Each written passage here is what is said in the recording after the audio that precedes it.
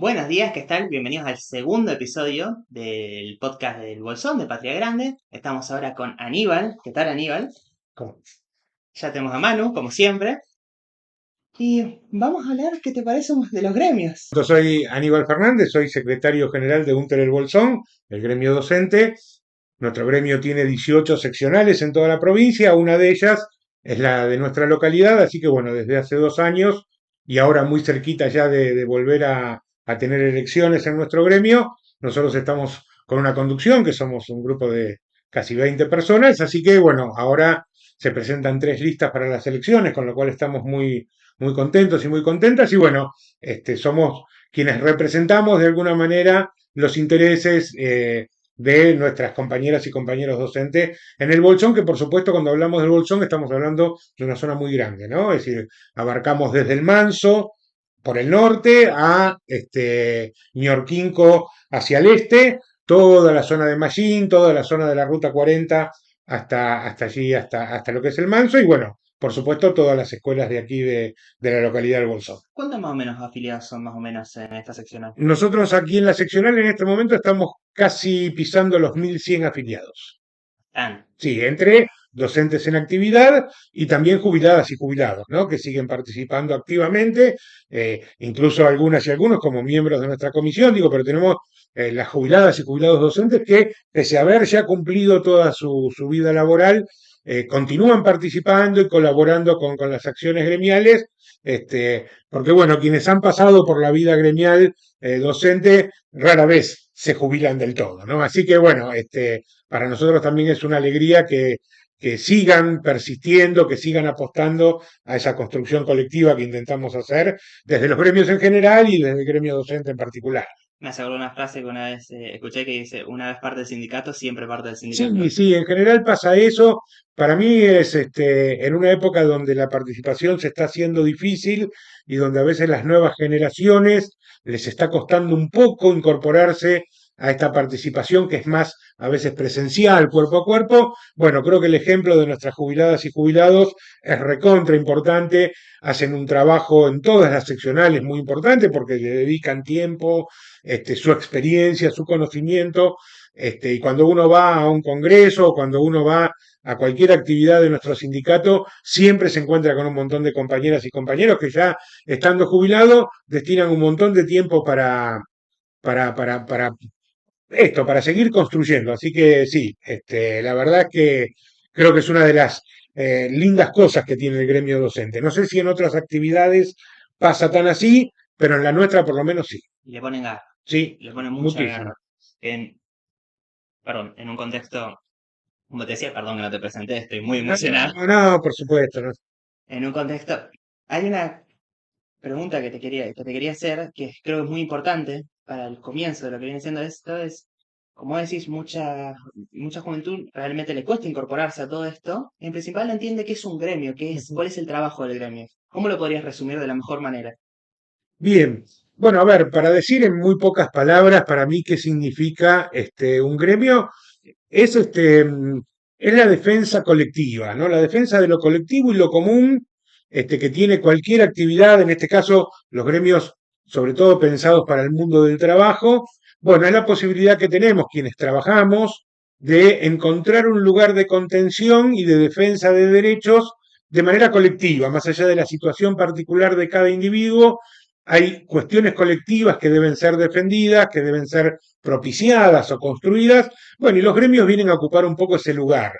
Cuando yo decía que a las nuevas generaciones les cuesta un poco más, tiene que ver un poco con cómo ha ido cambiando el mundo, ¿no? En las últimas décadas, los gremios fueron a fines del siglo XIX, hablo de la Argentina básicamente, y principios del siglo XX, esas organizaciones que sobre todo defendían a quienes no tenían ningún derecho. Recordemos que, no sé, no hace falta irse tan atrás, menos de 100 años atrás, en Argentina, por ejemplo, uno puede leer las historias, la trabajadora del frigorífico que quedaba embarazada e inmediatamente era despedida, sin ningún tipo de beneficio. O, por ejemplo, no sé, el estibador del puerto que perdía un brazo en un accidente laboral y también era despedido, no era ni siquiera llevado a un médico. Claro, no existían los derechos laborales y si algunos ya estaban escritos, bueno, todavía no se cumplían. Los gremios vinieron a cumplir ese rol, lo cumplieron durante muchísimo tiempo y lo siguen cumpliendo aún hoy, pero la realidad es que ustedes saben que cuando algo se transforma en un derecho y un derecho que está en general respetado, empieza a ser un dato de la vida. Y cuando empieza a ser un dato de la vida parece que siempre estuvo ahí, se naturaliza y que deja de ser importante. Yo les cuento a veces a las compañeras y compañeros del gremio cuando tenemos congresos que yo soy docente desde hace relativamente poco tiempo, tengo más de 50, me recibí a los 40 de docente, con lo cual durante 25 años a mí me tocó trabajar como cuentapropista, como comerciante, sin la protección, sin el beneficio de tener un gremio que me representara. Entonces, ya grande y después de haber tenido toda una experiencia laboral muy intensa, me encuentro que soy docente, que hay un grupo de gente que se junta a hablar de las problemáticas comunes que tenemos y me empiezo a incorporar, me empiezan a invitar, me empiezan a contar y por supuesto yo sabía que eran los gremios, no que no conocía de qué se trataban, pero no tenía la experiencia vital de tener quien me protegiera o quien me cuidara o quien dijera, mirá, esto es lo que estamos necesitando, todos juntos luchamos por esto. Bueno, a mí me cambió la vida pensar en tener un gremio que protegía mis derechos, pero que además protegía el derecho de mis compañeras y mis compañeros, algunos o algunas con peores situaciones que la mía. Entonces, digo, yo valoro muchísimo la herramienta, más allá de haberla conocido intelectualmente, saber que eran los gremios y que habían conseguido muchas cosas, yo sigo valorando el día a día de la actividad gremial. El tema es que las nuevas generaciones, que vienen con otra experiencia de vida, mucho más en las redes sociales, ¿no? Uno hoy dice, tengo amigos, ¿cuántos amigos tenés? Tengo 45.000 amigos de Facebook, ¿no? Es decir, está mal, está bien, no, no importa, está bueno como todo, pero no es lo mismo que esa experiencia que uno tiene en el colectivo, en lo comunitario, en el día a día, que de alguna manera se va perdiendo. Y como entonces hoy hay un montón de derechos, cobramos todos los meses, tenemos un régimen de licencias, Tenemos una indemnización. tenemos indemnizaciones por despido, tenemos un montón de cosas que existen ya hace muchos años que pareciera que estuvieron siempre ahí, que no hay que defenderlas. Claro, Llegan estas épocas con gobiernos más bien retrógrados que empiezan a intentar afectar. El caso, por ejemplo, de Río Negro con sus licencias hoy es muy palpable, ¿no? Una auditoría médica, que es una empresa privada, que lo que busca básicamente es denegar licencias, empieza a poner en jaque este derecho a enfermarnos, o a tener una licencia por el cuidado de un familiar enfermo, o por estudio, o por otras tantas cosas, y entonces cuando eso se empieza a ver afectado, ahí vuelve a aparecer la importancia del gremio. ¿Cómo peleamos contra esto? Bueno, peleamos colectivamente. Pero insisto, para la mayoría de la gente que trabaja en docencia en los últimos años, todos estos derechos ya estaban adquiridos. Y entonces, bueno, pareciera que el gremio no es muy importante porque total, si esto ya está.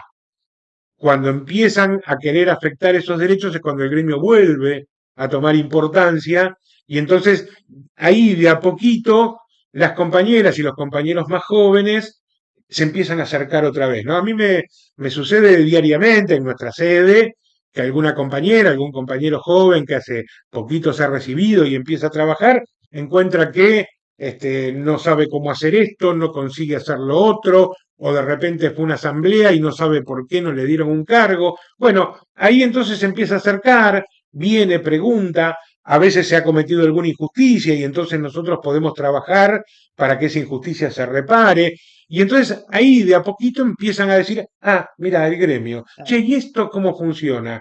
¿No? A veces preguntan, dicen, ¿qué beneficios tengo? ¿Cómo me asocio? ¿No? Aparecen estas preguntas. Bueno, vos te podés afiliar, la afiliación, por supuesto, implica un descuento mensual que es parte de los recursos que el sindicato maneja para hacer el trabajo que hace, pero por otro lado vas a tener este acompañamiento, vas a tener que cada vez que hay un aumento, es un aumento que se consiguió en la discusión paritaria que hace el gremio, digo, todas estas cosas que de a poquito empiezan a tomar, me parece a mí, otra vez mucho sentido porque veníamos de algunos años donde, sobre todo con gobiernos un poco más progresistas, parecía que los sindicatos no tenían mucho sentido ya. Claro. Bueno, hoy yo creo que sí y esto se está notando. Cuando te ves apretado contra la pared, ahí empezás a volver, ¿no? Viste a decir qué bueno que son los gremios. Claro, bueno, ustedes han visto, no sé, claro, ahora el fenómeno que se produjo hace muy poquitos meses atrás con el Eternauta, ¿no? Y Ujú. con esta idea de que nadie se salva Salva solo. solo. Bueno, esto es una verdad que, que el ser humano conoce desde el principio de los tiempos. Piensen ustedes, yo, bueno, como profe de historia me gusta hablar de estas cosas, pero los primeros grupos que consideramos humanos, ¿no? Homo sapiens sapiens, eran grupos que vivían en comunidad, ¿no? Que cazaban en comunidad, que cuidaban a sus descendencias en comunidad, digamos. ¿Por qué? Porque el trabajo de uno solo individual no alcanzaba para procurarse la comida, el vestido, el refugio, No, el seguro calor. que Entonces, nosotros como seres humanos siempre hemos sabido que necesitamos del colectivo para prosperar. El tema es que, por supuesto, la vida moderna ha hecho que por momentos tengamos la ilusión que cada uno con su esfuerzo y su trabajo, esta idea de la meritocracia, o sálvese quien pueda. o el sálvese quien pueda, ¿no? Que parece que ese es el mejor camino. Pero la realidad es que para los grupos humanos siempre el camino ha sido el camino colectivo. Y los gremios, los sindicatos y un montón de otras asociaciones de personas, digo, hoy casi están desapareciendo, pero las viejas sociedades de fomento de los barrios, los clubes mismos de los barrios, las organizaciones sociales que en los 80 y 90 cobraron un nuevo vigor. Digo, son todas formas de agruparse, de grupalizarse para entender que hay situaciones que dependen de una estructura mucho mayor que la suerte de una persona y que eso solo se puede transformar y mejorar de manera colectiva, si no, es muy difícil. Claro, además es como podés simplificarlo en decir, el reclamo de una persona no va a ser lo mismo que el reclamo de varias Sí, sobre un mismo tema. Además, el gremio, según tengo entendido, por constitución, es el único realmente habilitado para negociar con el sí. Estado Ujú. en cuestiones de paritaria, en cuestiones de... Sí, los gremios tienen en general una personería jurídica que les habilita ese reconocimiento que les da el propio Estado de sentarse a negociar o con el Estado, en el caso de quienes trabajamos directamente para los gobiernos provinciales o nacionales, y a sentarse con las empresas y digamos, con las asociaciones que reúnen a las empresas, en el caso de trabajadoras y trabajadores de la actividad privada. Entonces, por un lado, eso está consensuado. Hoy hay una idea, por supuesto, y este es el sueño húmedo, digo yo, de los grandes empresarios y demás, de que el gremio desaparezca y que desaparezca esa negociación colectiva. Claro. Yo a veces pongo una imagen, ¿no? Sobre todo en épocas de crisis como la que vivimos, hemos tenido varias de estas crisis, por ejemplo, de empleo, que cuando el empleo escasea, la gente, bueno, tiende a aceptar cada vez menos por su trabajo porque, bueno, necesita algo.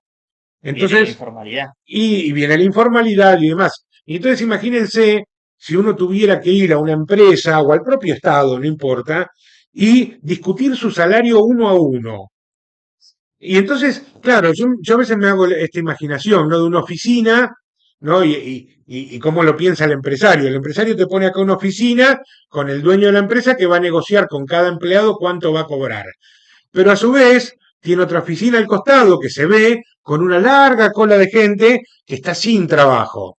Entonces, cuando uno llega a la oficina, el empleador le va a decir, bueno, mira, nosotros te pagamos tanto. Y uno le dice, no, pero tanto es muy poquito, yo con eso no puedo vivir. Bueno, pero si vos no querés tanto, mirá toda la cola de gente que tengo para Mirá, mirá reemplazarte. para allá, le ¿No? dice. Entonces, imagínense que en esa negociación uno a uno, el lugar de debilidad que tiene el trabajador o la trabajadora es tan grande que no hay negociación posible. La única forma de negociar es cuando vos tenés, No es negociación, es sumisión. claro, entonces, claro, hay que tener cierta equiparación de fuerzas. Lo que hacen los sindicatos, los gremios en general, es esto, es poder juntar a todos, ponerse un objetivo común y decir, bueno, no vas a negociar con cada uno individualmente, sino que vas a tener que negociar con todo el conjunto.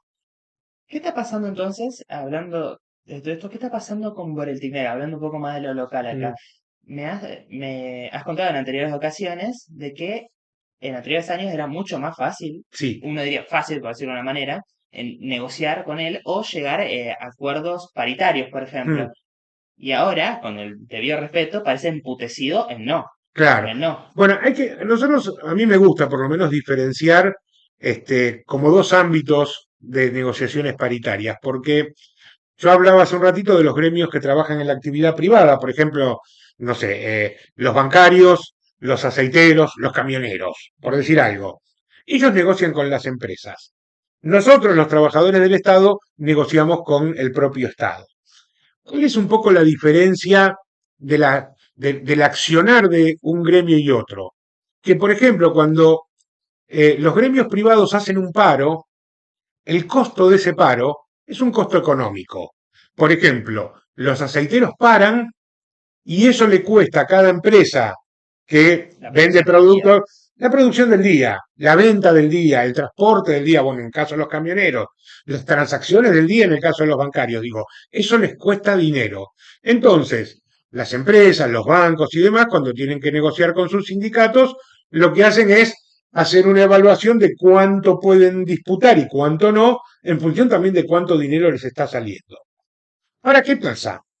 En el caso de, por ejemplo, nosotras y nosotros que somos docentes, o en el caso de trabajadoras y trabajadores del Estado, hablo de quienes están adentro de la municipalidad haciendo alguna tarea de limpieza o haciendo tareas de recepción Los de de salud. sí, o de salud, digamos, todo este abanico de personas que trabajamos para el Estado, cuando hacemos paros, eh, no le costamos dinero al Estado. En realidad, el problema que nosotros le metíamos al Estado cuando hacíamos un paro, y esto por eso era una buena herramienta de negociación, era el costo político. Cuando las escuelas están cerradas, cuando los hospitales no están funcionando, cuando el municipio no te toma los trámites que vos tenés que hacer, la gente se enoja. Claro, El problema que tenemos en el presente, que antes cuando pasaba esto, la gente se enojaba con el gobierno.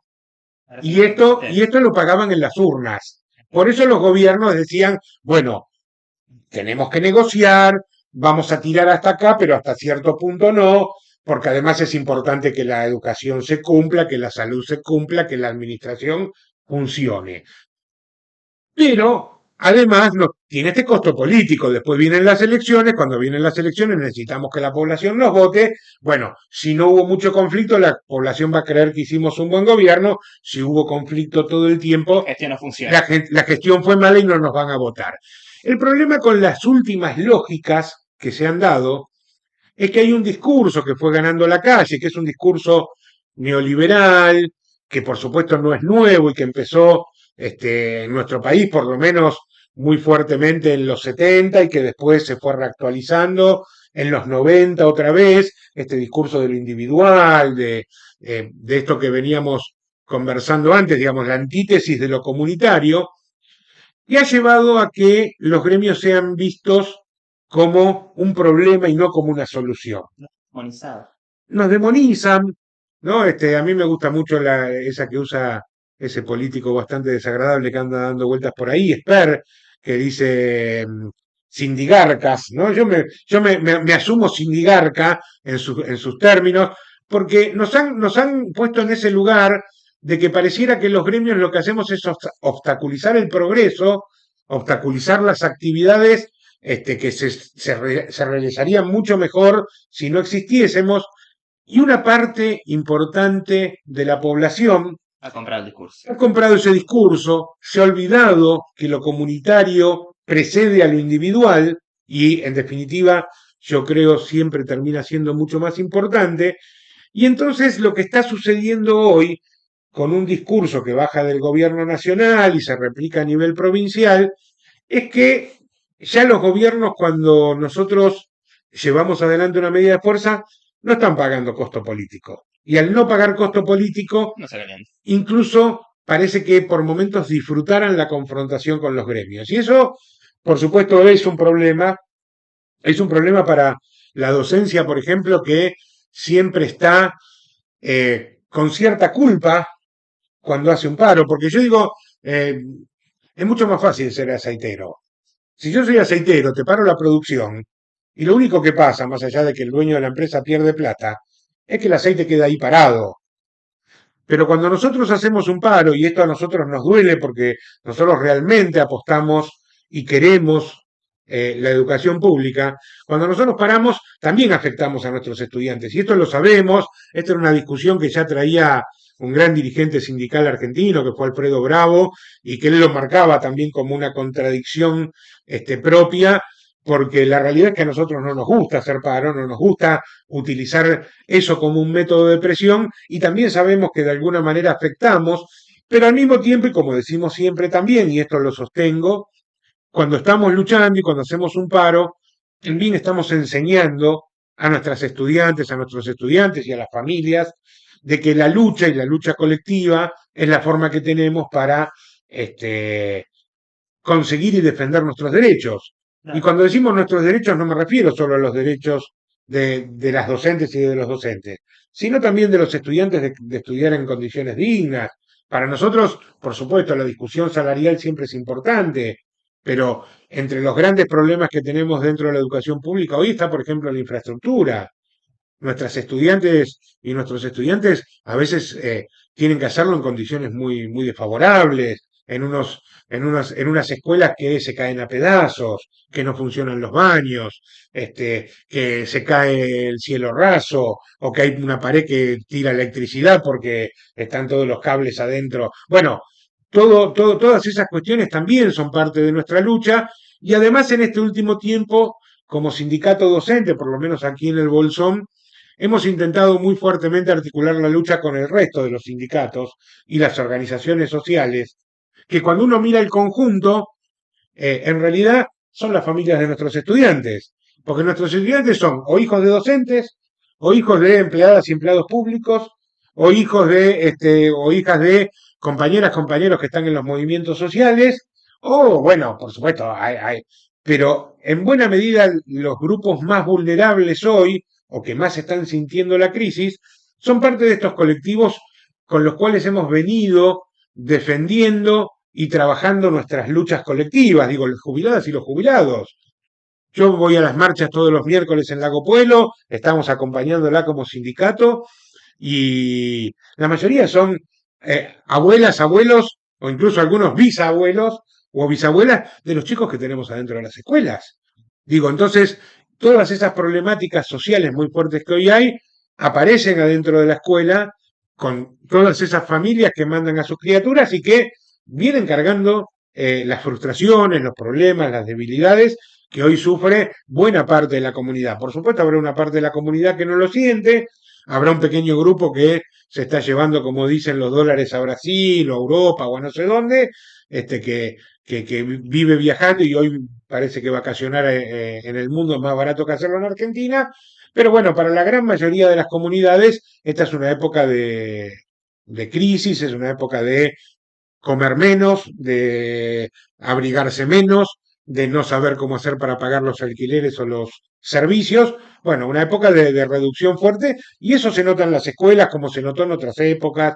Digo, lo hemos visto a finales de los 90, este tipo de crisis sociales que en la escuela se hacen muy fuertes y que muchas veces engendran violencia, ¿no? Engendran violencia porque ese nerviosismo y ese malestar es, se traslada a uno de los pocos lugares que sigue estando abierto todo el tiempo y con la cara puesta hacia la comunidad, que son las escuelas, con sus equipos directivos y sus docentes. claro.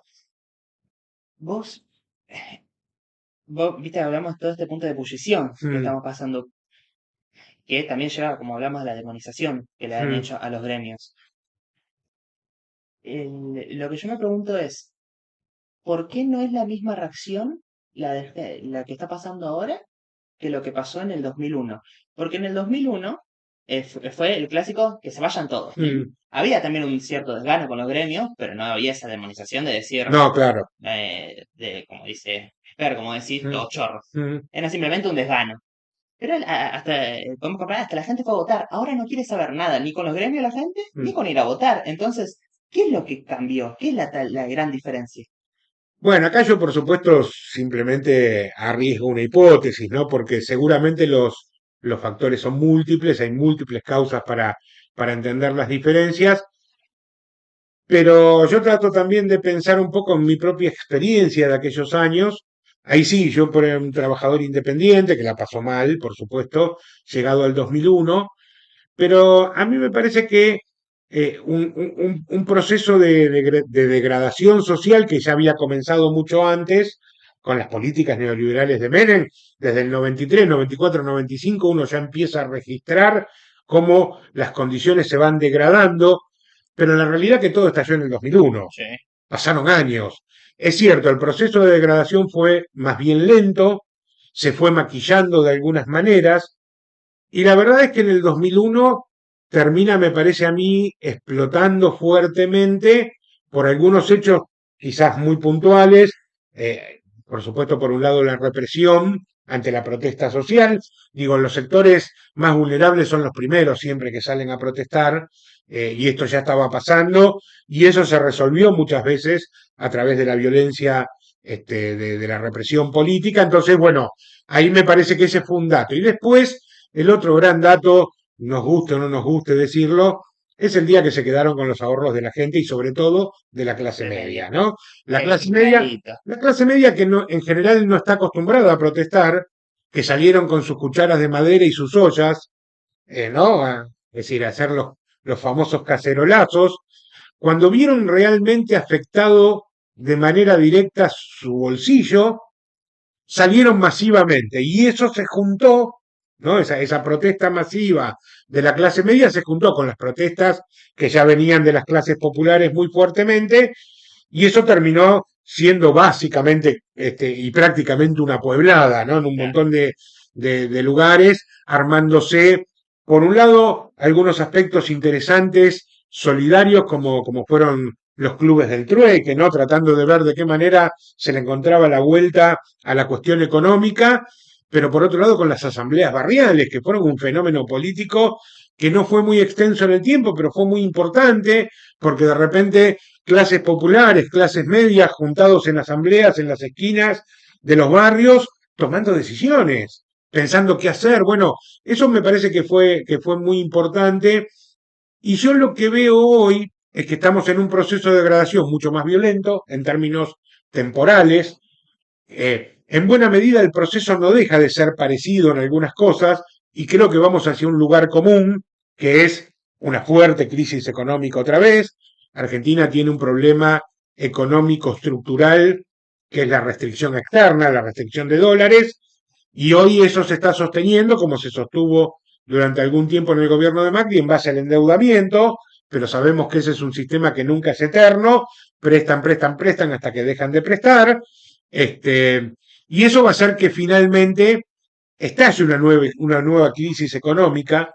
eh, es una crisis económica que va a afectar otra vez también a la clase media, que es cada vez más reducida en comparación a la que teníamos, pero va a suceder también. Y no lo quieren admitir todavía, ¿eh? Y mientras el gobierno hoy pueda todavía contener algunas variables económicas, como la inflación, por ejemplo, que parece que inflación y precio del dólar parecieran los únicos dos datos que La gente mira. la gente mira. Y también hay que entender que para la gente común y corriente, digo, para quien está todo el día laburando, no puede hacer análisis económico mucho más profundo. La inflación no creció demasiado, estamos bien.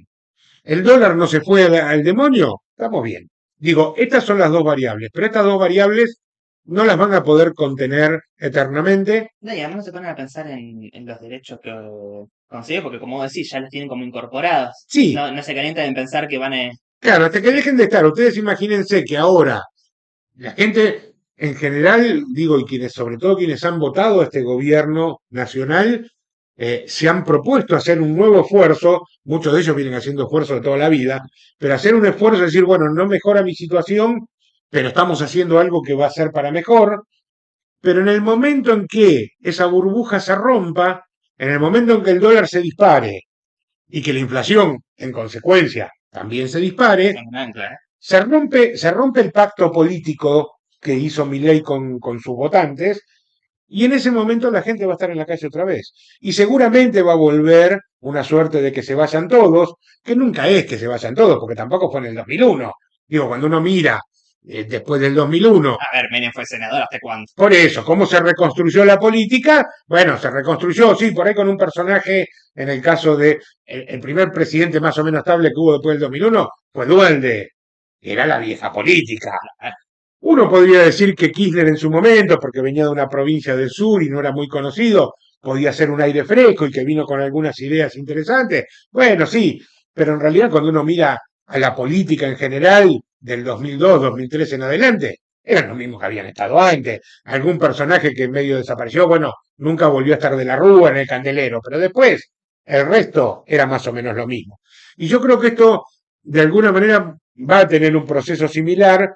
Quizás la pregunta que hay que hacerse hoy la hacemos nosotros desde los gremios, se hace desde las organizaciones sociales y también se tiene que hacer desde diferentes sectores, es, bueno, ¿qué opciones políticas vamos a poder construir para recoger el malestar y la necesidad de la gente y poder transformar eso en una política que pueda sanar un poco todo lo que nos está pasando y lo que nos va a pasar, porque este tipo de crisis que estamos teniendo y que vamos a tener siempre dejan muchas heridas, ¿no?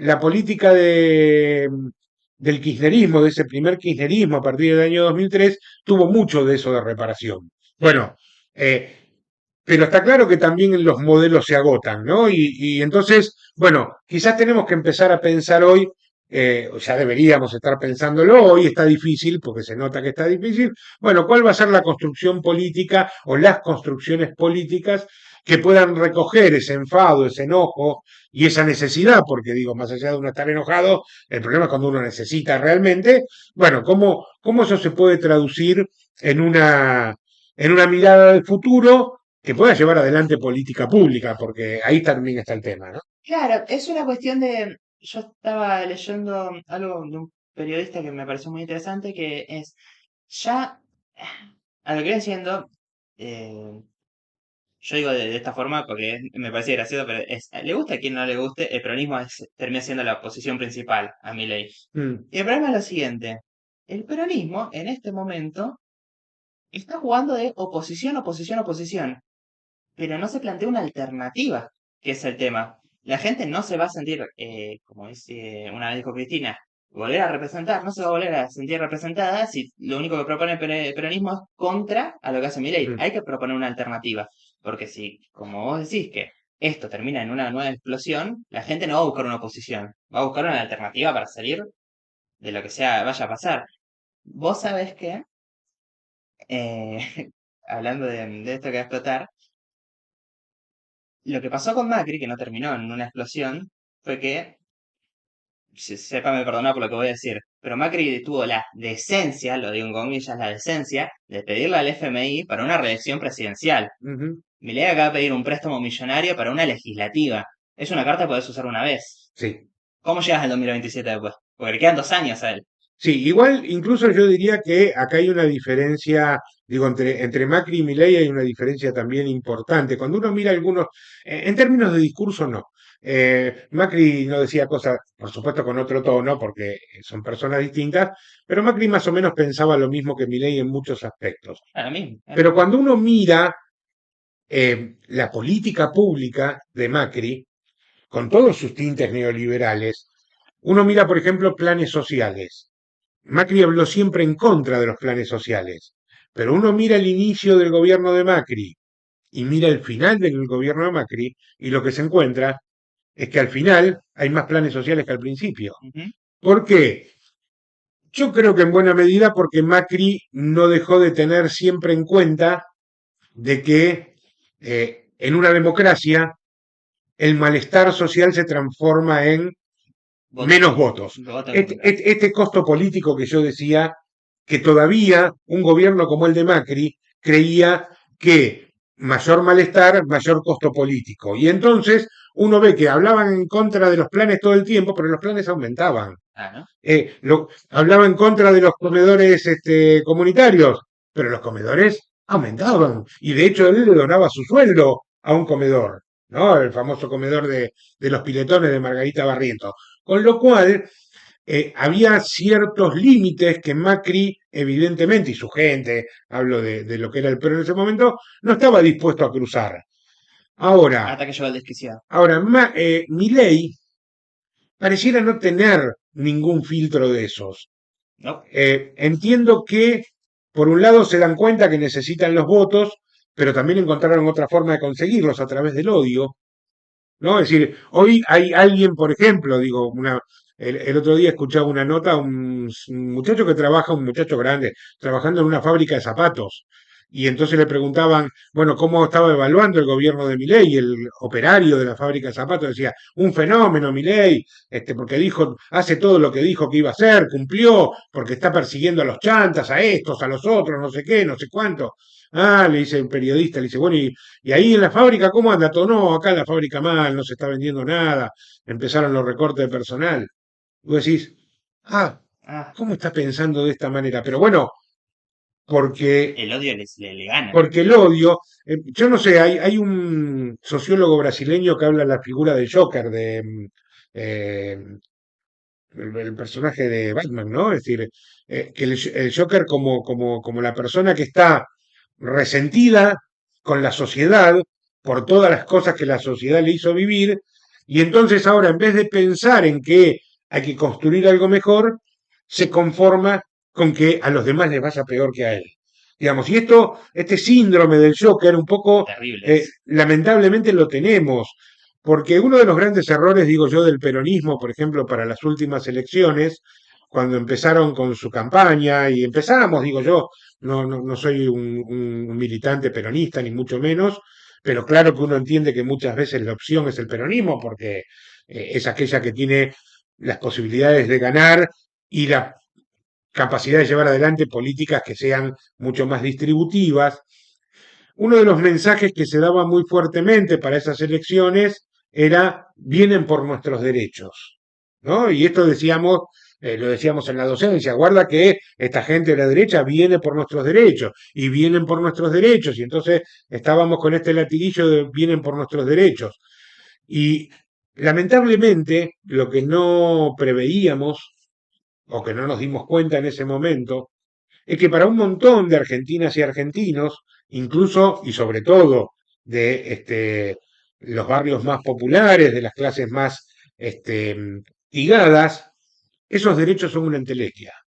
Porque cuando yo digo, hoy tenemos una jornada laboral de 8 horas, tenemos aguinaldo, tenemos vacaciones, tenemos seguridad social, tenemos un montón de derechos que son súper importantes, eso no es parte de la experiencia vital de mucha gente que trabaja por su propia cuenta, Mucha de, gente ese, en la informalidad. de esas familias que van a los basureros a revolver y que no dejaron nunca de ir a los basureros a revolver, de aquellos que hacen changas y un día cortan un pasto y otro día arreglan una tapa de luz y otro día están viendo a ver qué hacer para conseguir el mango. Digo, para toda esa gente, la frase vienen por nuestros derechos no significaba nada.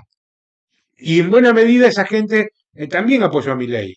Yo cambiaría es a no significa nada a esa gente pensaba vienen por nuestros privilegios. Bueno, claro, Eso es lo que le porque pediría a ahí es mi donde ley. funciona el discurso de los privilegios. Cuando hoy los gobiernos y sobre todo a los gremios nos dicen que lo que hacemos es defender privilegios, en realidad eso encuentra una traducción lógica en esas clases más desfavorecidas, en esos grupos humanos más desfavorecidos que nunca tuvo esos derechos. Entonces dice, claro, ¿cómo va a ser un derecho si yo nunca lo tuve? Es un privilegio Es un tuyo. privilegio. Claro, y Y ahí es porque, donde y gana. porque esos tienen ese privilegio, yo no puedo comer todos los días.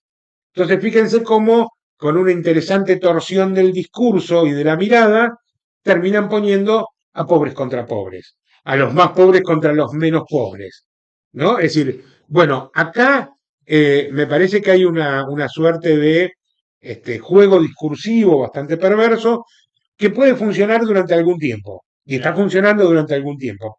En algún momento esos discursos, cualquier discurso, termina derrotado bajo la presión de la realidad. Digo, la realidad uno la puede describir como quiera, pero es lo que hay. ¿Vos decís la realidad social o la realidad económica? La realidad, yo creo que es todo, es la realidad social, económica. A mí me parece que lamentablemente este tipo de sistemas que proponen, este tipo de soluciones sociales que proponen los gobiernos de derecha actual, eh, van caminos, van camino al crecimiento de la desigualdad. El problema es que crecimiento de la desigualdad, llega un momento en que hay quienes quedan completamente por fuera del sistema. Así como estaban por fuera del sistema en la década del 10 o del 20, de 1910, 1920, esos trabajadoras y trabajadores sin ningún tipo de protección, estaban fuera del sistema, de cualquier sistema que pudiera ser medianamente lógico. Hay una condición para la democracia que no es la igualdad, porque es decir, la igualdad en derechos, pero digo, no es la igualdad absoluta, pero es una desigualdad moderada, donde cada uno puede tener más suerte o menos suerte, más esfuerzo o menos esfuerzo, y entonces uno podrá tener un avión y otro simplemente un autito usado, donde uno podrá comer las carnes más caras y otro comprará el corte más popular, pero esos niveles de desigualdad tienen que estar siempre en un cierto rango donde haya un piso del cual nadie baje. Entonces, a partir de ese piso, una vez asegurado todo eso que ahí sí podemos llamar absolutos derechos, ¿no? Derechos absolutos, la alimentación, la vivienda, el abrigo, la educación, la salud, digo, podríamos pensar alguno más, pero hay algunos derechos que son de necesidad absoluta que no pueden bajar de cierto No piso. vamos a dejar Y debajo de eso. entonces después ahí para arriba, al que le va un poco mejor, un poco peor, a mí no me preocupa demasiado eso. Yo no quiero, no necesito un socialismo, un comunismo, digo, a mí eso no me interesa. Sí me preocupa que estos sistemas, que además se van desregulando cada vez más, ¿no? Tenemos de hecho un ministro de regulación que lo único que hace es sacar un montón de leyes que algunas no tienen mucho sentido, pero hay otras que básicamente son protecciones contra esta desigualdad. Cuando uno baja de ese piso, ahí se rompe, porque se rompe el pacto democrático. El pacto democrático dice que, bueno, esto tenemos, incluso la democracia, por supuesto la democracia burguesa, occidental, moderna, creció careciendo de todo eso, pero lo fue construyendo, en buena medida con la acción de los gremios, pero también de la propia política, ¿no? El burgués, el hombre de negocios, el hombre que se transforma en importante a partir de la caída del antiguo régimen, digamos, de los reyes, ¿no? Los reyes eran elegidos por Dios y gobernaban en función de ser elegidos por Dios. Ahora, cuando cae, después de la Revolución Francesa, caen estos poderes absolutos que tenían que ver con la herencia, con el nacimiento y con esta elección divina, aparece el burgués. El burgués, el hombre empresario, el que se hace a sí mismo, como dicen muchos textos de historia. Digo, y aparece el sistema democrático, ¿no? Que se recupera de la antigua Grecia.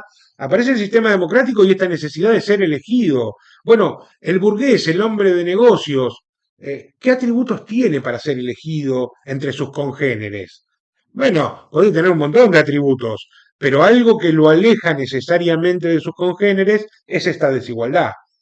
Entonces, para que realmente pudieran aparecer democracias fortalecidas, tuvieron que aparecer dentro de esas democracias gobiernos que fuesen capaces de ir elevando el piso de vida de las clases más populares. Claro. Esto se fue dando, se dio en países como los nuestros, pero se dio en Europa, se dio en Estados Unidos, digo, se dio a nivel occidental por lo menos. El problema es que ahora empezamos otra vez Ahora volver para atrás. en un proceso hacia atrás. Bueno, ¿cuándo puede soportar eso una sociedad? Bueno, evidentemente tenemos bastante capacidad para absorber esos golpes, pero en algún momento la situación se hace insostenible, como dijo alguno por ahí, y cuando se haga insostenible, la gente va a salir a la calle. La única legitimidad que propone nuestra democracia es la legitimidad del voto, de la elección popular. Está bien, a vos te votaron, pero cuando toda la sociedad te retira el apoyo, digo, y le pasó a De la Rúa. De la Rúa ganó las elecciones en su Y las ganó momento bien, ¿eh? y las ganó muy bien, y fue legítimo mientras la sociedad, por lo menos una parte importante de la sociedad, siguiera convalidando su gobierno. Cuando se dio el diciembre del 2001 y cuando la gente salió toda a la calle, se quedó sin ninguna base de apoyo. Y entonces, El capital político que digo, tenía se se murió. subió a un helicóptero y se fue. Pero se fue ¿por qué? Porque lo echaron, digo, ahí hay teorías conspirativas, que el peronismo, que no sé qué. La realidad es que ya no tenía consenso para gobernar. Y cuando uno no tiene consenso, se queda sin nada. Y a Milei, tarde o temprano, le va a terminar ocurriendo lo mismo.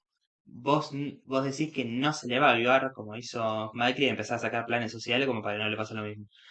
Yo creo que está muy lejos de su propio ADN. Me parece que, insisto, Macri puede ser calificado, digo, más allá de la calificación personal que uno puede hacer, creo que Macri no deja de ser un político tradicional.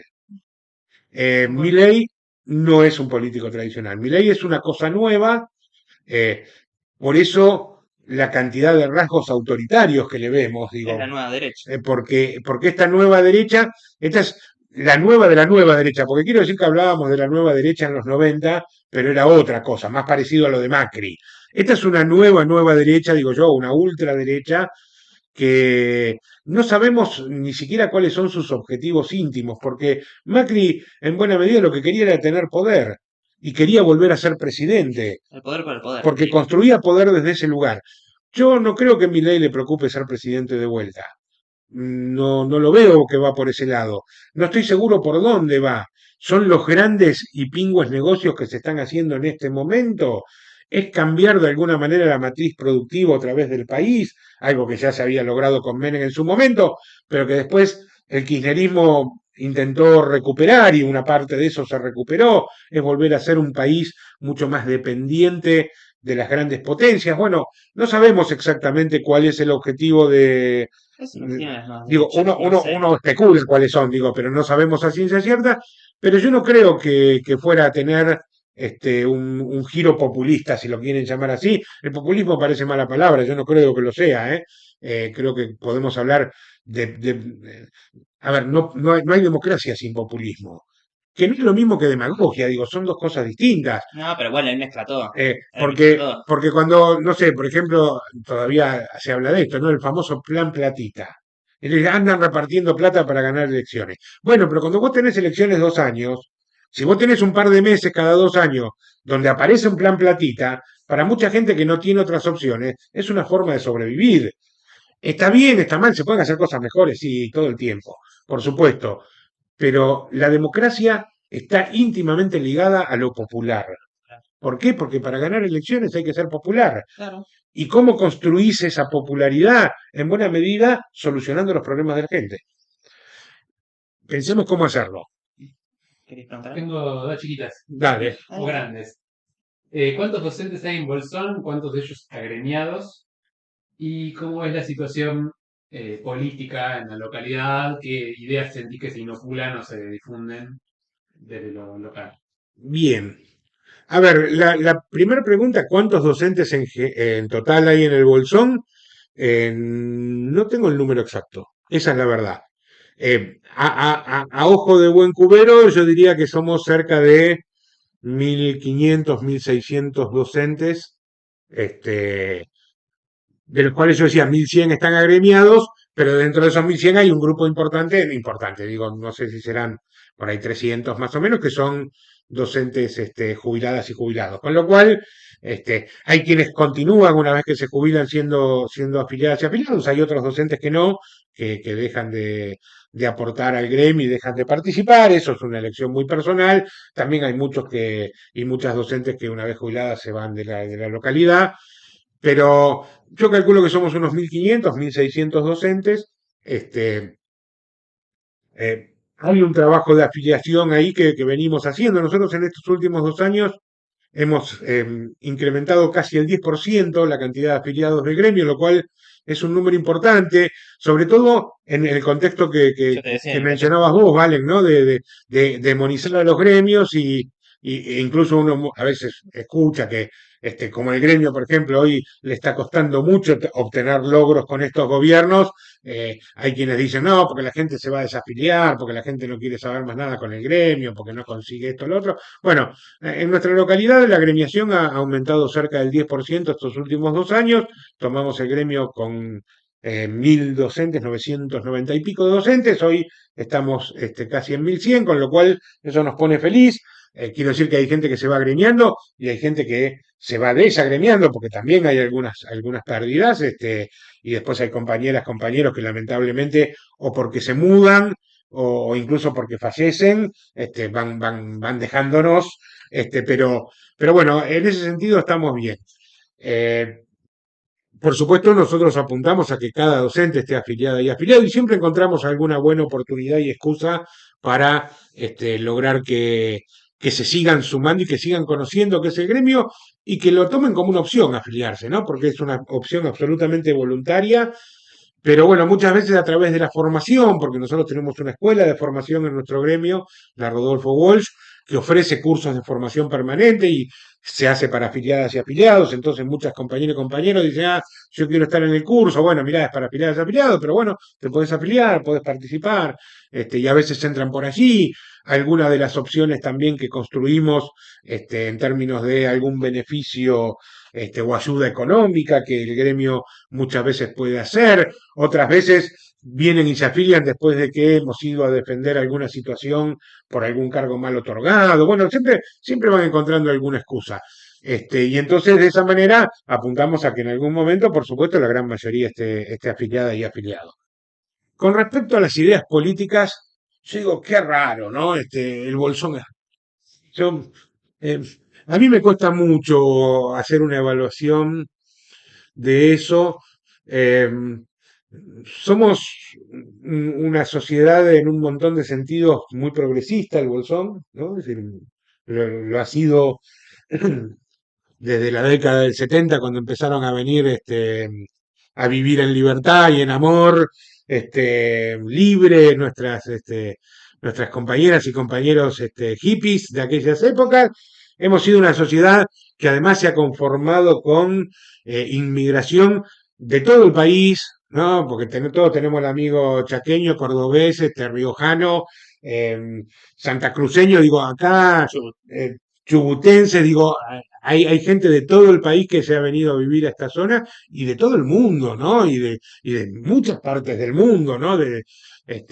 Entonces, somos una sociedad bien mezclada, bien interesante en un montón de situaciones. Yo creo que en términos de ideas y de miradas, somos en general una comunidad más bien progresista, pero después, viste, llegan las elecciones y gana Pogliano. Este, ¿Siento?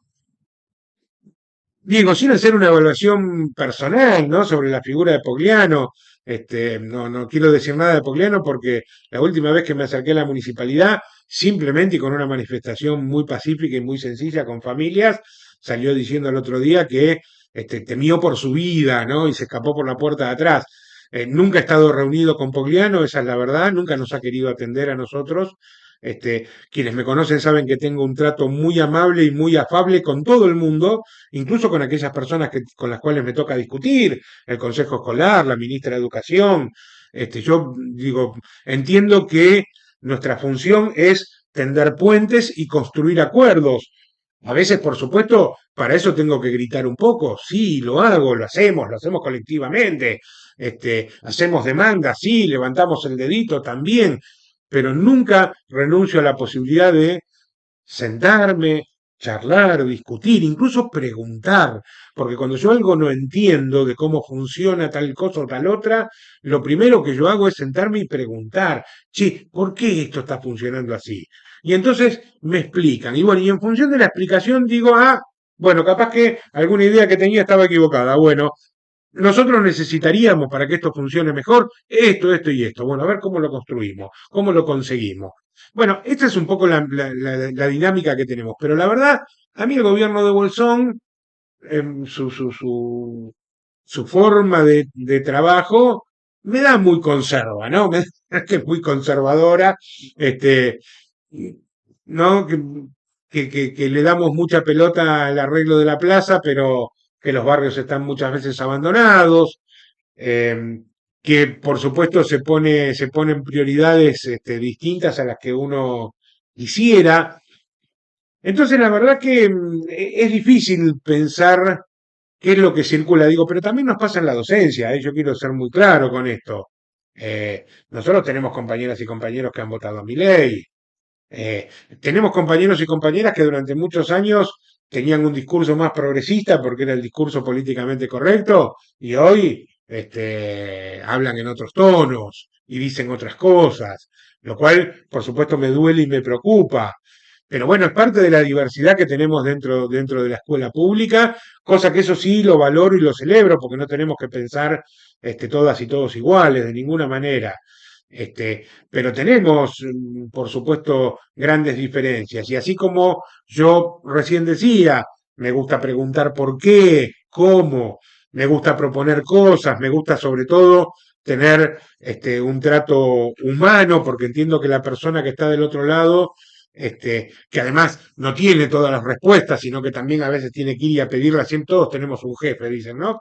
Bueno, no me gusta que se sientan ni maltratados, ni ninguneados, ni insultados, ni presionados. Digo, yo tengo estas formas, pero también tenemos compañeras y compañeros dentro de la docencia que están esperando la revolución y creen que el gremio es la herramienta para la revolución. Bueno, yo también lo respeto. Sinceramente creo que no, creo que la revolución, si es que va a haber alguna en algún momento, va por otro lado.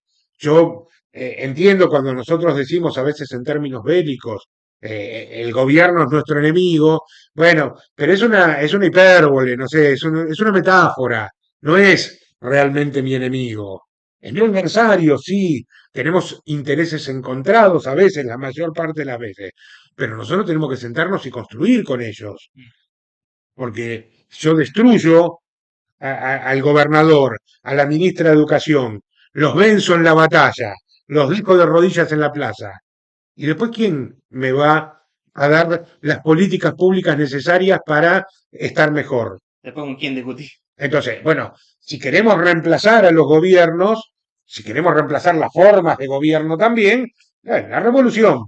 Pero la revolución va por otros caminos. Yo creo que los gremios no son, por lo menos como están planteados los gremios en el mundo occidental, no son para hacer la revolución. La revolución irá por otro lado, pero bueno, además también sabemos, ¿no? Que o sea, aquellos espíritus más revolucionarios del presente suelen tener una representación política a nivel nacional que es bastante minoritaria en términos numéricos. Entonces, si la revolución es para el 2 o 3% esclarecido de la sociedad, yo creo que tampoco es la revolución, no es la revolución que yo sueño, yo sueño una revolución del 40 o 50% de la sociedad, en la cual los intereses de los más pobres de todos, y de los no tan pobres, y de los menos pobres, y de los más o menos, puedan estar representadas, porque si no, digamos, cambiamos un régimen por otro, Claro. ¿no? Es decir, la democracia se supone que debería poder representar un poco eso. En algunos momentos lo logra más, en otros lo logra menos, ¿es una democracia muchas veces de baja intensidad?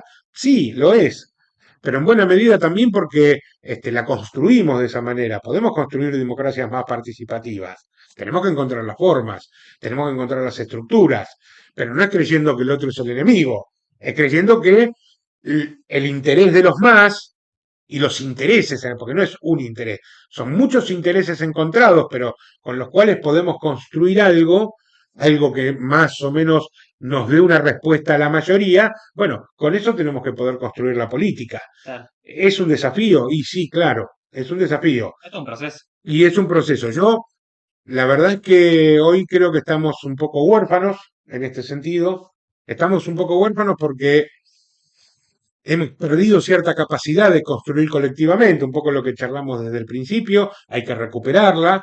Es impresionante esas jornadas del 2001 con las asambleas, como un montón de gente que jamás había estado en una asamblea, porque quiero decirlo, yo me acuerdo de la asamblea de la esquina de mi casa, teníamos al comerciante que jamás había tenido que discutir con nadie nada, ni acordar con nadie nada, porque era dueño de su negocio, o el otro que era policía, y el policía venía a la asamblea también y opinaba como uno más. Y cuando querían levantar el tono, le decían, no, para acá no son policía, acá somos los vecinos del barrio, y decidimos entre todos. Qué cosa fascinante, ¿eh? Digo, fue una experiencia recontra interesante donde mucha gente encontró una actividad política que quizás no había hecho nunca o que en algún momento había hecho y había dejado de hacer.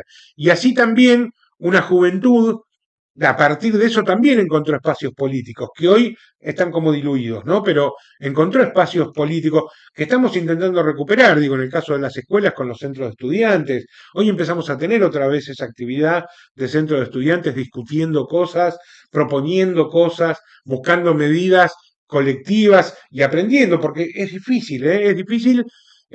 Es difícil sentarse y escuchar a otros y a otras y poder sacarse de encima la idea de que el único que tiene razón soy yo y que de una parte de mi idea y de otra parte de otra idea y que con varias ideas juntas podemos construir algo que nos pueda representar por lo menos a la gran mayoría. Digo, es una construcción difícil de llevar adelante, pero que se aprende y es un ejercicio que tenemos que, en todo caso, reaprender si, si no estamos pudiendo llevarlo a cabo. Bueno, a la política a nivel nacional y a la política también en todos los niveles del Estado, me parece que a la política tradicional le está faltando un poco eso, ¿Qué ¿no? está Le está faltando? faltando un poco eso y tienen que empezar a encontrar formas de construir esos espacios para que la gente hable.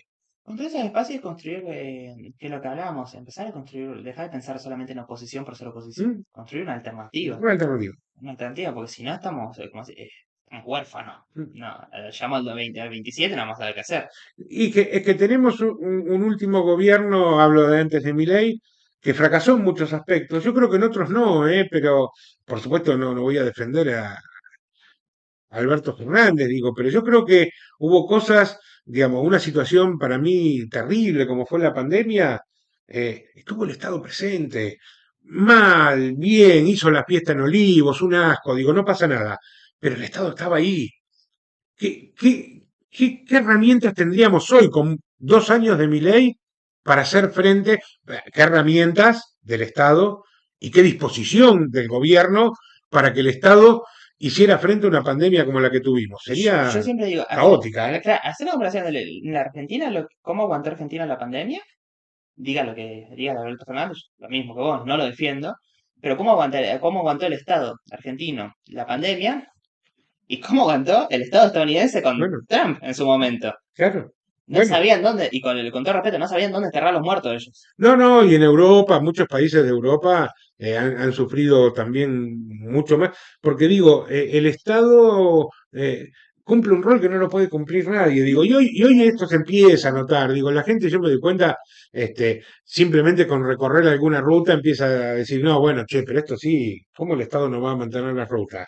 Tenemos cada vez más accidentes, digo, esto lamentablemente Lo que pasó en la ruta 151. bueno, claro, Horrible. por eso digo, esto a la corta o a la larga, por eso digo, a uno lo va a empezar a golpear de un lugar o de otro, si no es por lo económico, es por la gente querida que ya no va a estar, digo, y tarde o temprano, esta idea del no Estado o del Estado minimalista, Se empieza a acabar, ¿eh? digamos, tiende a perder fuerza porque, insisto, los problemas sistémicos, por ejemplo, la pobreza, la desigualdad, pero también el transporte es un problema sistémico, solo se pueden resolver y abordar de manera sistémica.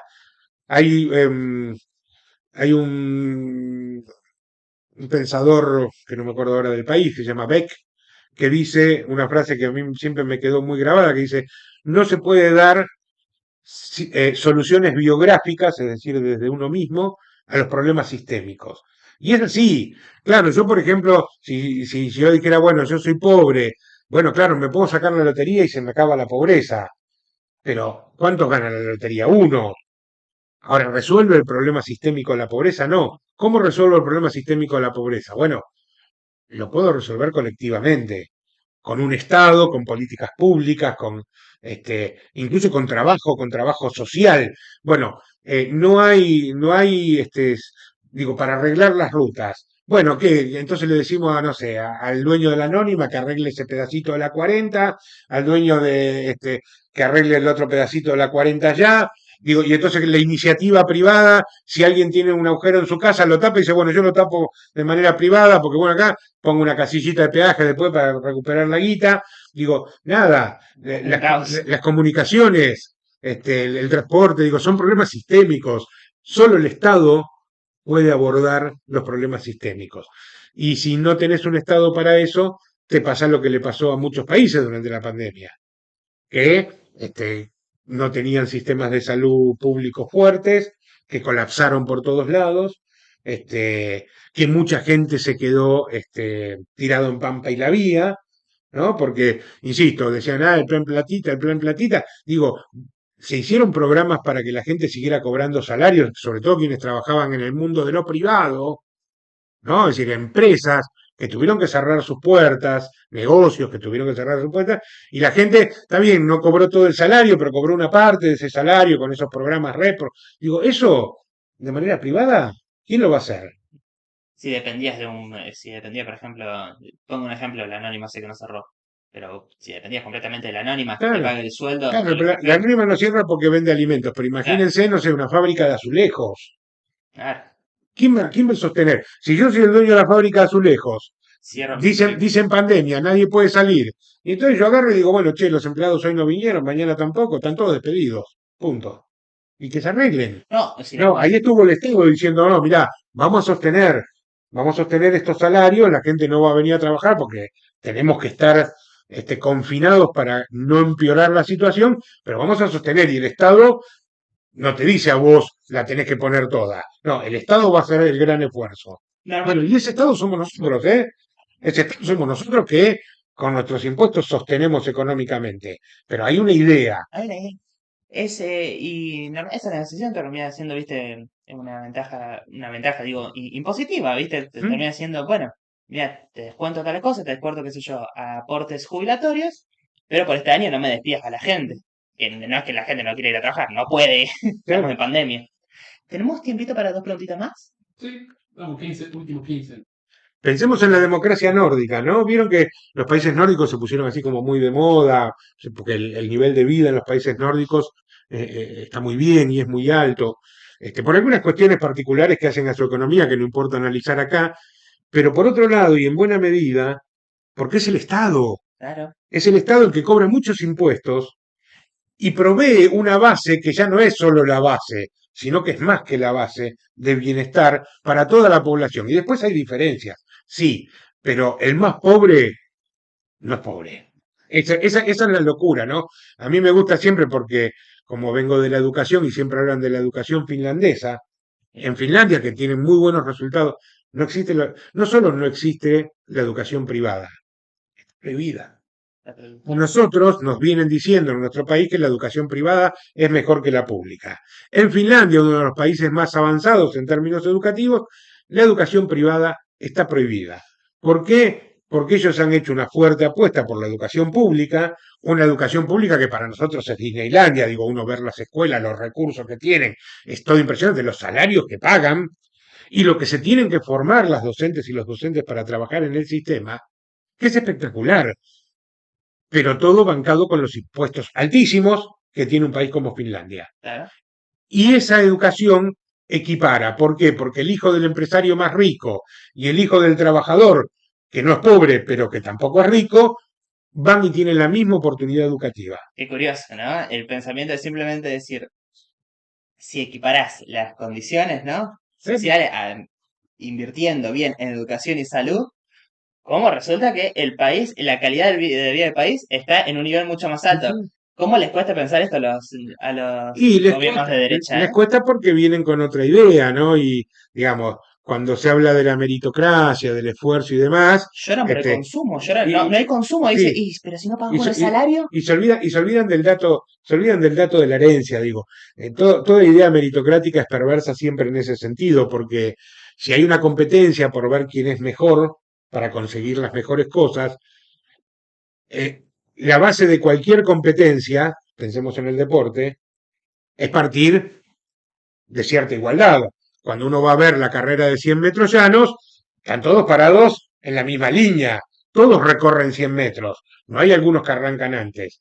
Ahora, en términos sociales, esa carrera no existe, porque ¿desde qué lugar está arrancando aquel niño o aquella niña que vive a la vera del riachuelo en una casilla con piso de tierra, que apenas si come lo necesario y si se abriga lo necesario y va a una escuela que se cae a pedazos, que muchas veces los docentes no llegan porque está inundado, entonces no hay clase y demás, con el hijo del empresario, pero pongámosle como ejemplo el que más me gusta, que es Mauricio. Digo, ¿cuántos méritos hizo Mauricio para llegar a donde llegó? ¿Desde dónde arrancó Mauricio con su padre lleno de dinero, lleno de empresas. Digo, está claro que la competencia social nunca es justa. Ahora, nosotros tenemos que tratar, y esto no lo digo yo, que me considero progresista. Lo pensaba Sarmiento en 1870 o en 1850 todavía. Digo, la escuela pública, la escuela pública. Es más, Sarmiento, para los que lo tienen ahí solamente como un viejo cascarrabias y de derecha, Sarmiento hablaba de las cunas públicas.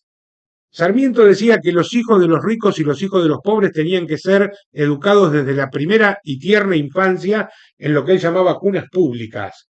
Y decía esto porque, en sus términos, ¿no? Por supuesto que hoy son un poco desagradables, pero él decía, el hijo del pobre, si no, se embrutece con la rudeza del medio que lo rodea, pero también criticaba al hijo del rico. Dice que se transforman en pequeños déspotas que tienen a todo el mundo a su servicio. Le pegaban los... Exactamente, bueno, por eso a Sarmiento le decían el loco. Nunca se llevó bien tampoco con su propia clase social. Él pretendía esta igualdad de principio, de decir, tener la misma posibilidad, para que después cada quien desarrollara como pudiera y como quisiera. Claro, Porque para algunos será la riqueza el gran objetivo, pero para otros es la paz interior, para otros es el cultivo de la amistad, digamos, y cada uno tiene derecho a invertir su tiempo y su esfuerzo en lo que tenga ganas. No puede ser el único objetivo ser rico. Ahora, a mí me molestan los ricos, no me molestan, en tanto y en cuanto no me sometan a la pobreza una parte de la población. claro. Entonces, si nosotros ponemos ese piso, de ahí para arriba, Hacé vamos. tu vida, pero que partan de la misma. Claro, es que vos tenés que tener ciertos límites. Claro, Cuanto vos más obtenés de la sociedad, también más tenés que entregar. Nadie te va a decir que no seas rico, nadie te va a decir que no tengas más que el resto. Pero esto de que te vamos a seguir bajando impuestos cada vez más, no, por favor, porque los impuestos es la base del Estado. claro. Si nosotros queremos, como pensamos nosotros, un Estado presente, también ahora lo está diciendo Cristina más fuertemente, no lo practicó quizás tanto durante su gobierno, habla de un gobierno eficiente, también, que sabe pensar qué hacer con los recursos, porque está claro que se hicieron muchas cosas buenas en algunos momentos, pero incluso se podrían haber hecho mejor. Y después en algunas otras cosas quizás no se hicieron lo que había que hacer. Digamos, permitimos que cierto nivel de bienestar general nos desviara, por ejemplo, del foco de seguir trabajando por ejemplo, toda esa gente que yo decía antes que nunca pudo disfrutar de esos derechos. No logramos, la base teórica de los derechos humanos es que solo es un derecho aquello que todo el mundo puede disfrutar. Entonces, mientras haya gente que no lo disfruta, todavía no es un derecho. No, tampoco es el discurso del privilegio, pero nuestra obligación humana es construir que ese derecho realmente se pueda cumplir de forma universal. Claro, absoluto, que esté el piso. Que nadie quede por abajo de eso. Bueno, sobre eso tenemos una deuda. Se empezó a trabajar en los 40, al final de la Segunda Guerra Mundial, se avanzó mucho, todavía tenemos deudas, ahora estamos medio como involucionando, pero digo, tenemos que seguir apostando a eso. Claro. Son las y 20. Te hago una última Sí, preguntita y ahí terminamos. Justamente porque me hiciste acordar. Y con esto de que los impuestos son el músculo del Estado, ¿no? Es básicamente, hace todo el Estado con eso. Así como también la cuota que cobra el gremio es el músculo de ustedes. Si sí. no, no hay forma de financiamiento. Por lo tanto, si vos tuvieras que explicar en este momento cómo afecta la reforma sindical que pretende Milei presentar el 15 de diciembre, que deja de ser obligatoria, Mm. ¿cómo dirías que realmente les afecta a ustedes? Co- Mira, el efecto final no lo conozco, pero sin duda nos va a debilitar fuertemente porque los sindicatos, yo no quiero hablar mucho de otro tipo de sindicatos, digo, está claro que los sindicatos docentes en general tenemos una forma medio particular, distinta a otros gremios, nosotros no tenemos obra social, eh, pero para nosotros los recursos son importantes porque son los que nos permiten, por ejemplo, tener la posibilidad de recorrer la provincia, de juntarnos en los congresos, de discutir un montón de cuestiones y de trabajar esto que decía yo y la formación docente. Hay muchas cosas que se hacen con los recursos del sindicato. Actualmente, la ley lo que dice es que el docente que se afilia voluntariamente, la docente que se afilia voluntariamente al sindicato, hace un aporte del 2% mensual de su salario. Ese aporte llega a la estructura del sindicato y después eso se va utilizando y repartiendo. Piensen nomás que la UNTER como sindicato a nivel provincial, estoy tirando el número de memoria que me han dicho la última vez, tiene además unos 150 empleados propios. La UNTER como empleadora, que es una gran empleadora la UNTER, es decir, somos muy buenos empleadores. Tenemos a nuestras empleadas y a nuestros empleados muy bien. Aquí solamente en nuestra localidad, todo el mundo que se ha acercado alguna vez al gremio la conoce. Mariana lleva 18 años trabajando como secretaria. Además tenemos la cocinera y las compañeras PCA del Jardín de Infantes, que también son empleadas del sindicato. Y digamos, para todo eso se utiliza el recurso. Tener vehículos para movilizar, no tenemos un vehículo aquí en la localidad, digo, pero sí en muchas localidades y en la UNTER Central. Nuestros representantes viajan todo el tiempo de un lado a otro. Nuestras agremiadas y agremiados viajan a cursos, a formaciones, a encuentros, todo eso con recursos del sindicato. Los viajes a Viedma cuando son las paritarias. Tenemos los viajes a Viedma, tenemos después un montón de instancias como préstamos solidarios, como ayudas de un montón de situaciones, que eso todo se hace con dinero del sindicato y ese aporte que hacen los docentes voluntariamente es lo que lo permite. Actualmente no son los bonos de financiamiento para las librerías. Ahora, por ejemplo, estamos con un bono que ya lo hicimos también a principio de año, es una orden de compra por una cierta cantidad de dinero para que cada compañero y compañero pueda ir y comprar algunos útiles que ustedes saben, si bien el gobierno nos paga a principio de año lo que se llama materiales didácticos, la verdad que no nos alcanza para nada y bueno, tenemos que andar muchas veces comprando no solo, quiero decir, las compañeras y los compañeros compran útiles para ellos mismos, pero también para llevar a la escuela y darle a sus estudiantes. Que la virome, que los lápices, que las fibras, digo, uno lleva las cosas, lleva y comparte porque muchas veces las estudiantes o los estudiantes no tienen. Entonces, digo, hacemos todo este tipo de acciones en función de colaborar con la economía de las compañeras y compañeros, con fortalecer la democracia sindical y esta posibilidad de participar. Entonces, un poco lo que está buscando el gobierno con su reforma, eh, quiero decir, para que no parezca que uno va a ocultar algo, decía que el aporte del 2% es voluntario de cada docente y cada compañero o compañera que se afilia, pero también hay un aporte que es involuntario, en todo caso, que hace cada docente que no está afiliado o afiliada y que lo hace por única vez cada vez que hay un aumento de salario. Por ejemplo, si este mes conseguimos un aumento de el 3%, el 4%, el 5% del salario, ese mes se le descuenta el 2% a toda la planta docente, no solo a los afiliados y afiliadas. Eso se llama aporte solidario también y tiene que ver con un reconocimiento que los gremios consiguieron de las partes empleadoras por decir, bueno, como somos quien negociamos justamente estas paritarias, bueno, cada vez que hay un beneficio en esa paritaria se pide por única vez y por un solo mes ese aporte. Bueno, ese es el recurso que tienen los sindicatos. ¿Se puede hacer sindicalismo sin eso? Sí, Pero es mil veces más difícil. pero es mucho más difícil, nos vuelve más vulnerables, nos vuelve más débiles, hará que seguramente muchas cosas las tengamos que trabajar de otras maneras. Eh, yo creo que cada compañero y compañero que se afilia al gremio entiende que ese aporte que está haciendo es un aporte solidario, eh, que no tiene tanto que ver con el valor económico, sino con esto que proporciona en términos de posibilidad de poder hacer, ¿no? Nuestros gremios, además con el tiempo han ido construyendo, tenemos predios, tenemos, bueno, la UNTER tiene dos hoteles y dos complejos turísticos donde nuestras compañeras y compañeros pasan sus vacaciones con precios que son especiales para nosotras y nosotros como docentes. Eh, tenemos sedes gremiales donde se hacen reuniones, donde se hacen eventos de todo tipo.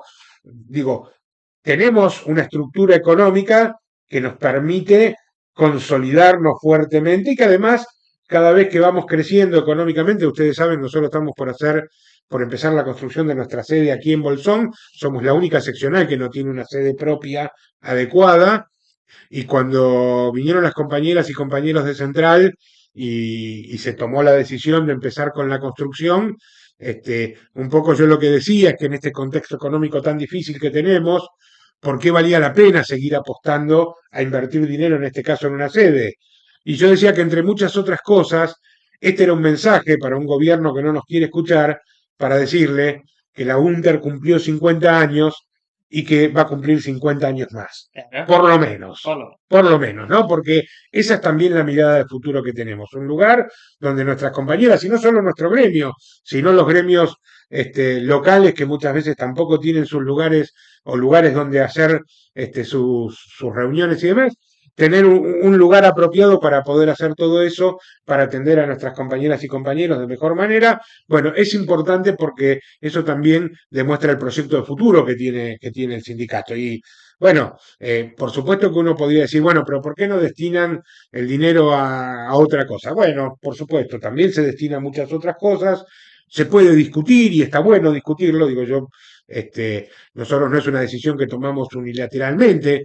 Cada gasto que se hace en el sindicato, por lo menos en nuestra seccional, se discute a nivel comisión, se ven cuáles son las posibilidades o no de hacerlo. Digo, ahora, por ejemplo, hoy estaba hablando con compañeras y compañeros que están organizando un congreso de alfabetización que va a ser aquí en el instituto y compartido con el Instituto 813 de Chubut, y están necesitando, por ejemplo, aportes para poder traer gente, especialistas que vienen de otras provincias. Bueno, también ahí nos juntamos, evaluamos cuál es la necesidad, vemos cuáles son nuestras posibilidades y colaboramos, digo, porque eso también es hacer sindicato, de un montón de docentes y de estudiantes puedan de repente participar de un congreso en nuestra localidad que se hace con mucho trabajo, con mucho esfuerzo, sobre todo esfuerzo no pago de compañeras y compañeros que los están organizando, pero que hacen falta recursos económicos para poder para poder viajar o alojar a una persona.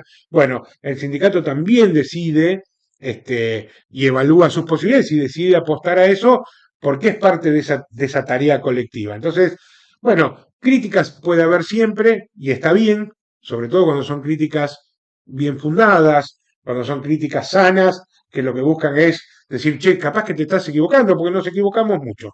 Y está bueno, pero no esa demonización que quieren hacer de los sindicatos, porque insisto, cuando vos te quedás solito frente a la realidad, porque no solo frente a un empleador, a la realidad de la es vida, muy colectivo lo que cuando te decís. quedás solito, te quiero ver. A mí me ha pasado un par de veces, he tenido algunas experiencias difíciles en mi vida, tuve que pedir alguna vez plata prestada, 5 pesos, con 5 pesos comprábamos leche, y digo, no haber tenido un lugar de contención y de ayuda, en ese momento no lo extrañaba porque no lo conocía, digo, pero hoy que tengo un sindicato y hoy que además participo en el sindicato, espero que eso pueda ser una experiencia vital para cada una de nuestras afiliadas y de nuestros afiliados, que sepan que hay un lugar donde se pueden acercar y donde se los va a escuchar y donde se los va a ayudar de múltiples maneras, a veces con todo lo que necesitan, a veces con una parte, pero que por lo menos nunca se van a quedar en soledad. Yo creo que la soledad es lo peor que nos puede pasar en estos tiempos que vivimos, así que a seguir apostando a construir colectivamente. Ok.